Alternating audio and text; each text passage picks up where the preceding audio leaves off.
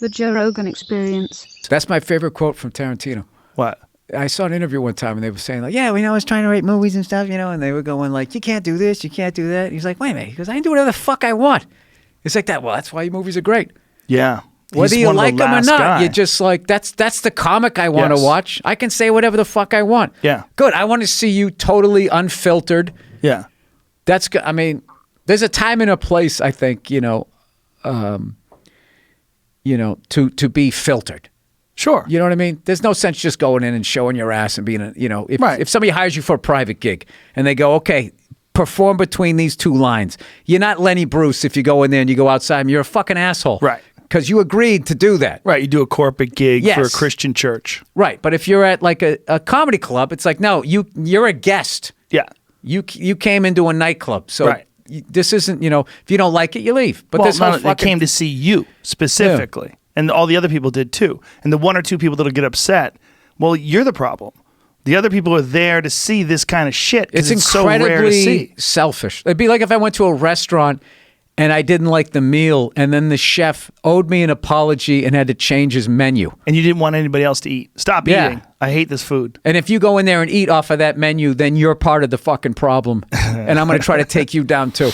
Yeah. Because you didn't have a problem with this fucking chicken and dumplings, whatever the fuck he's making. Yeah. Strange time. Strange. Best name special, I feel. Yeah. Well, I didn't know what else to call it. It's just, that's all I could think of. Yeah. I like it because it's not, you're not punching them in the, you just say it's strange. It's a weird time. Yeah. Paper tiger. Yep. How long do you think you're going to wait until you do another one? Do you have an idea in your head? Are you going to try to do 2 years? What are you trying to do? Do you have a set schedule? I never think that. No, because that takes the enjoyment out of it. It's like more like I had a bit that I was doing the first time I told the story in my new hour. Two women like yelled out simultaneously. And they yelled the same thing, which means they whispered to each other, let's yell this in 3, 2, 1. And I got, oh, go fuck yourself. I got into that with them. And then they went upstairs and I'm like, it's a comedy club. I know they're still there because comedy club security is the worst. It's the worst. They don't know how to kick people out. So I went upstairs. I put the hoodie up and all of that shit. They said they were at the bar. I walked by and then I go outside the club, took the hoodie off, and then they were there. And then we got into it again. And I was just like, you don't even know me. Go fuck yourselves. You don't know what the fuck I'm saying. Fuck you, fucking. What were they mad at? Just my perception on something. I was telling a fucking story, right? So, and it had to do with a lesbian. So that, and then it was the wrong show to do it on because I think it was kind of a gay show. I mean, I went up there, they had paper cutouts of dicks all over the place. So I'm like, all right.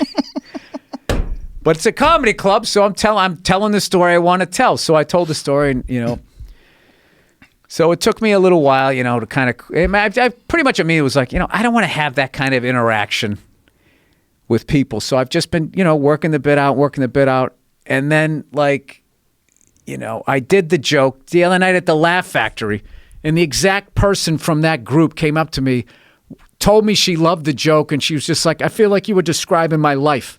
And I'm like, that's the fun of this shit. And, as people say, like, when you're working out a joke, I can't do it at home. Yeah. I have to go out there and just start throwing shit against the wall and see how to piece this stuff together. So to go back to like, when are you going to do a special again? Like, I enjoy this part too much to rush it. We had to be thinking about like, then you're like, okay, I'm doing a special. I'm taping it here and then I'm in the bubble. And then every night I go on stage and it's just like, okay, no, I got to do this. And maybe what if I opened with this? And what if I put, it just becomes, there's this added weight to it that makes it like, the opposite reason, the entire reason why I got into this business was not to have a fucking real job. I wanted to have fun. So this, goes back to what I was talking about you when I was watching. I was like, fuck, Joe's on the other side. He shot his special, and now he's going down. And as much as it can be frustrating putting it together, he's having fun every night, seeing, all right, where's this idea going to go? Yeah. Is this going to lead? Because this, like, when I'm putting together a new hour, like, I have some of the hackiest shit ever. And I take all of those rules and throw them out the window. I don't give a fuck if you see me doing these jokes. And most of them don't live, but some of them grow into something that's better. Yeah, and then it's not hacky. And now it's this thing that then shoots off into this, and then you just start spinning off over here. Yeah, yeah. And then all of a sudden, hey, I got like 8 minutes. I got 12 minutes. They're seeds, right? Yeah, it's starting to come together. So when people go down there and it's literally like it's not even done. You're just starting to draw and they're reacting to it, saying it sucks. And it's like, it's not done. I'm just... Yeah, I agree with you. It sucks. Yeah. Yeah. Yeah. I'm with you.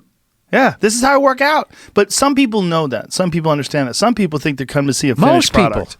Most people now, today, in 2019. Yeah, crowds are great. Yes. It's just one person in 50 shows complains, and it's, because there's so much shit to look at, like controversy gets people to stop at your website, and then you get credit from the advertisers in the side, and then they gas up shit, and they I saw a guy recently talking because, it's weird, everyone on the internet hates me, but I walk down the street and everybody loves me.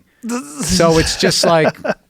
So what's really going on there? What's going on is the small percentage that don't like you is being shown to be the majority.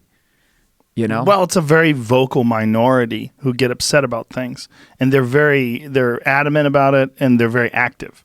That's what it is. The people that are upset about certain things, people that are, and they're really responding to outrage things. Culture. They're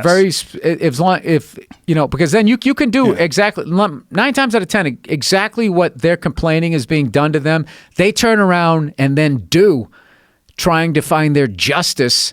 And they just, I don't know, the irony seems to be lost on these people. But like, I try not to talk about that shit a lot because I don't want to give it any more added weight than it deserves. And it's just like, well, it's recent. If people bring it up, I just say, not everybody's going to like me. Yeah. I don't know what to tell you. I don't need everybody. I just need enough people to fill up enough of wherever I'm playing so I can continue doing this.